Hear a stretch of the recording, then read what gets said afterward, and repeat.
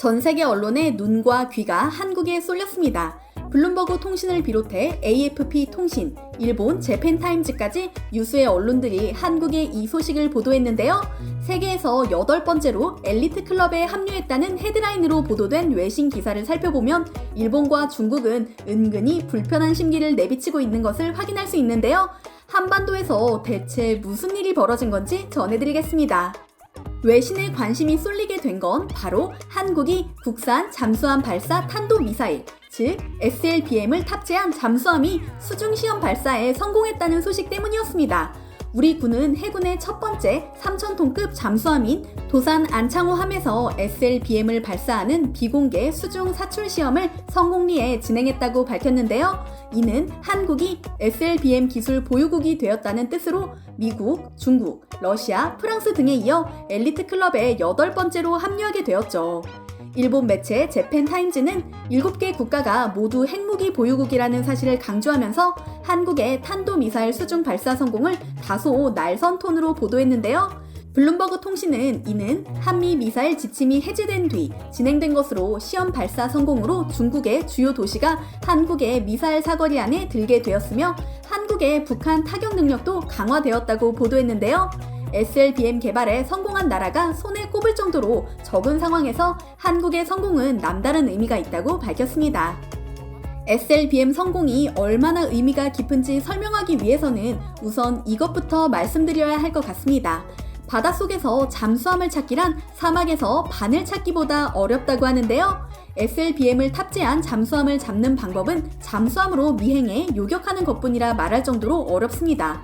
잠수함의 활동 반경을 깊은 바다로 나가기 전에 좁은 영역에 잡아두는 것으로 미 해군이 과거 구소련에, 지금은 중국에 자주 쓰는 방식이죠.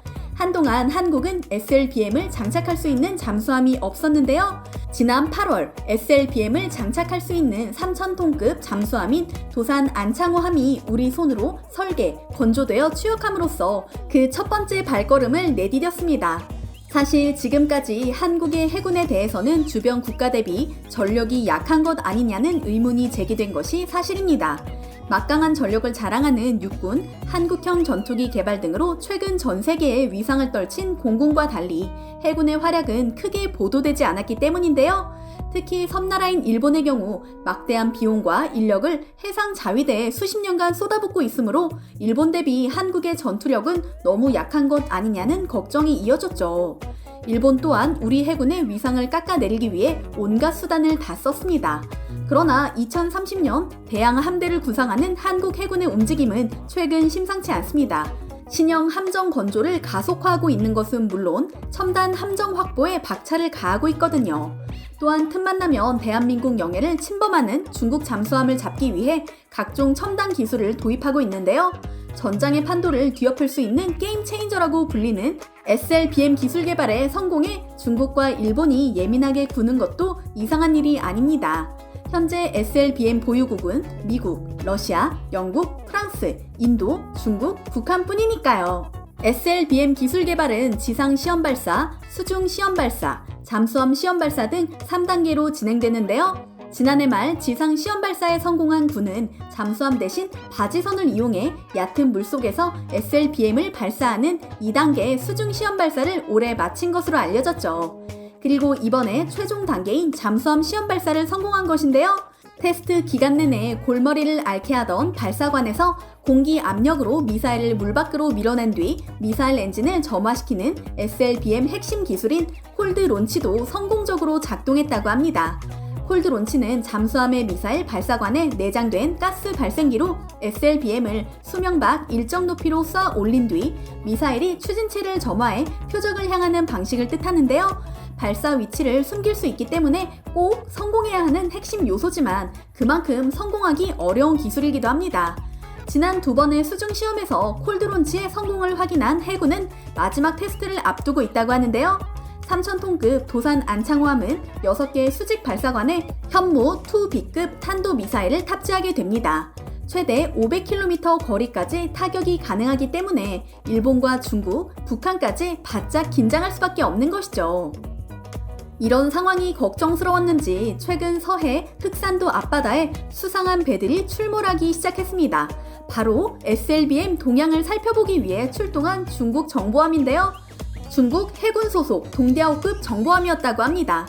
정보함은 다양한 안테나를 달아 전파 정보를 수집하는 스파이함으로 평소에도 한국과 일본, 미 해군의 연합훈련 시행 시 출몰해 염탐했다고 합니다.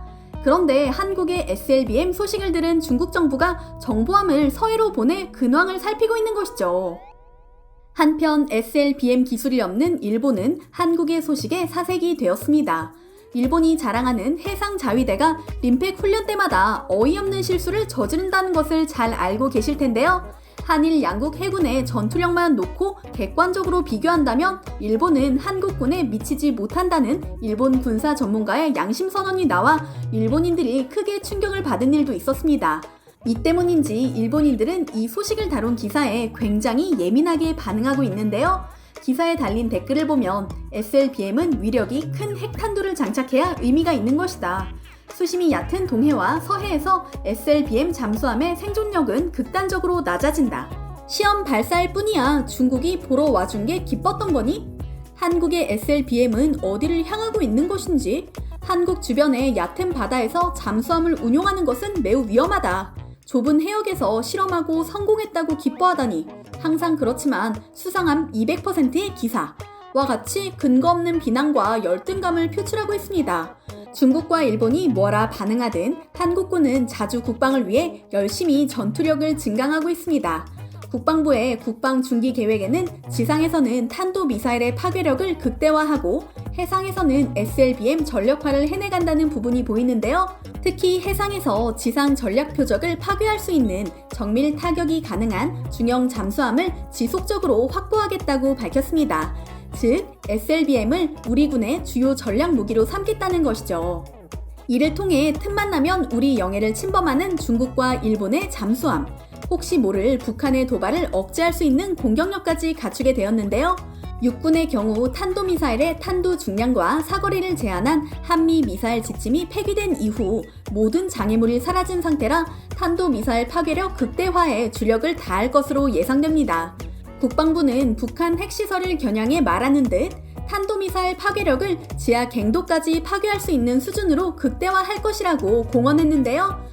이미 탄두 중량 3톤에 사거리 350에서 400km에 이르는 지대지 탄도미사일 개발에 들어간 것으로 알려져 있죠. 마지막으로 우리 기술력으로 만든 도산 안창호함에 대해 짤막하게 다뤄보겠습니다. 기뢰와 어뢰, 유도탄 등 무장을 갖춘 도산 안창호함은 지상 핵심 표적에 대한 정밀 타격 능력을 보유하고 있어 유사시 전략적 타격 임무도 수행할 수 있는데요. 은밀하게 작전 수행이 가능하도록 음향, 무반향 코팅제, 탄성 마운트 등 최신 소음 저감 기술을 적용했을 뿐더러 선체의 크기가 큰데도 기존 잠수함과 유사한 수준의 음향, 스텔스 성능을 확보하고 있다고 합니다. 특히 눈에 띄는 것은 도산 안창호함의 국산화 비율입니다.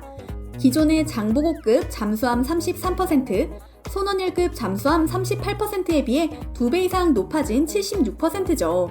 잠수함 두뇌에 해당하는 전투체계와 감각기관에 해당하는 소나체계는 물론이고 기동성을 담당하는 추진체계에도 국내에서 개발된 기술이 적용됐거든요. 이 덕분에 어떤 긴급 상황이 발생하더라도 제때 정비를 할 수 있게 되었으며 부품 단종에 대한 걱정도 줄었죠. 일본과 중국, 북한 등 우리 영해를 둘러싼 위협이 시시각각 증가하는 가운데 우리 해군의 도약은 놀라울 정도로 엄청난데요. 앞으로도 이런 소식을 자주 듣게 되었으면 좋겠습니다.